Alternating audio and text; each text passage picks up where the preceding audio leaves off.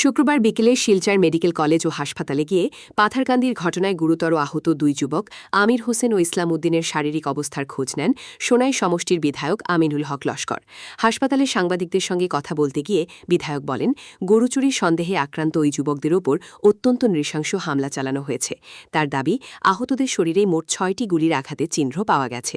এর মধ্যে একটি গুলি ইতোমধ্যে অস্ত্রোপচারের মাধ্যমে বের করা হয়েছে, তবে এখনও ৫টি গুলি শরীরে রয়ে গেছে।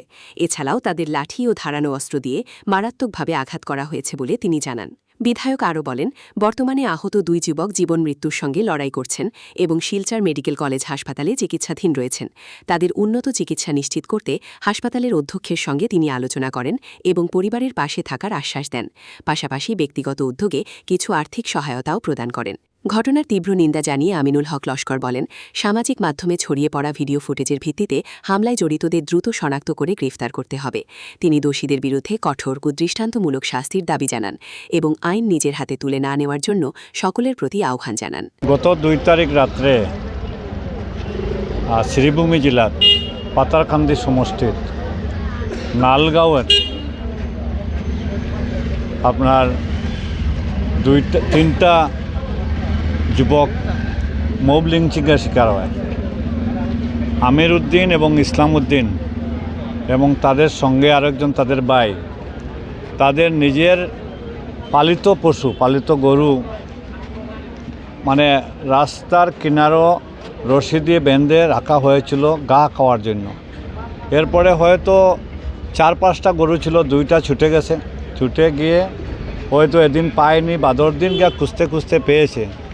খুঁজে যখন গরুটা নিয়ে আসছে তখন নালগাঁওয়ে আসার পরে তাদেরকে গরুচুর বলে তাদেরকে যেভাবে মারপিট করা হয়েছে, এই সভ্য সমাজেও এরকম কোনো দিন হয়নি।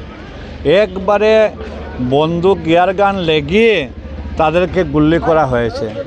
আমির উদ্দিনের শরীরে প্রায় 6টা গুল্লির আঘাত আছে। একটা এয়ারগানের গুল্লি আজকে বার করা হয়েছে, আরও 5টা গুল্লি এখনও আছে। এরপরে তাদেরকে লাঠি ছোটা দিয়ে এমনভাবে প্রহার করা হয়েছে, ওই ছেলেরা বাঁচবে কি না এরকম অবস্থায় আছে।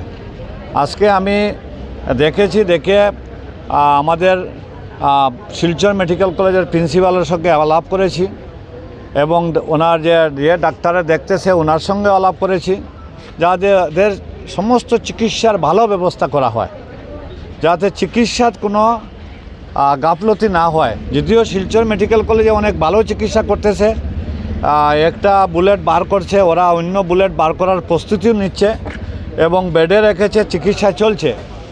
আমার কথা হলো যে আজকে নিজের পশু, নিজের পালিত গরু নিয়েও মানুষ চলতে নিজের বাড়িতে আনতে পারবো না, এই পরিস্থিতি হয়েছে বর্তমানে আসামে। আজকে যাদেরকে মারা হয়েছে, আজকে ওই সময় তো ঈদ ছিল না, বকরা ঈদ ছিল না। আর বকরা ঈদে এবার আমরা সমস্ত আসামের মানুষের সিদ্ধান্ত নিয়েছে যে আমরা এবার গরু কোরবানি দিব না, আর সমস্ত আসামে গরু কোরবানি হয়নি। যারা করেছে সরকার তাদের বিরুদ্ধে ব্যবস্থা নিয়েছে। আজকে পালিত পশু নিয়ে তার গরু তার ঘরে নিয়ে আসতে না পারে, আর তারা নিয়ে আসার সময় মব লিঞ্চিংয়ের শিকার হয়, তাহলে আমরা কোন জায়গাতে আছি, কোন দেশে আছি আমরা? কেন আমরা নিরাপত্তার অভাব হচ্ছে? এর জন্য আমি আমার মুখ্যমন্ত্রীকে অনুরোধ করব, যাতে যারা এই মব লিঞ্চিংগুলোকে শিকার হয়েছে আর যারা করেছে, ভিডিও ফুটেজে অনেকের ফটো ক্লিয়ার আছে, তাদেরকে ফুটেজ দেখে দেখে তাদেরকে গ্রেপ্তার করা হোক আর দৃষ্টান্তমূলক শাস্তি দেওয়া হোক, যাতে ভবিষ্যতে এরকম হয় না। আমরা সবে মিলে সমাজ করতে চাই। বরাক উপত্যকা শান্তির দ্বীপ, এখানে কোনো অবস্থায় একে অন্যকে মারুক, মব লিঞ্চিং হোক, এটা আমরা কোনো সময় মানব না। এই ঘটনাকে আমি ধিক্কার জানাই।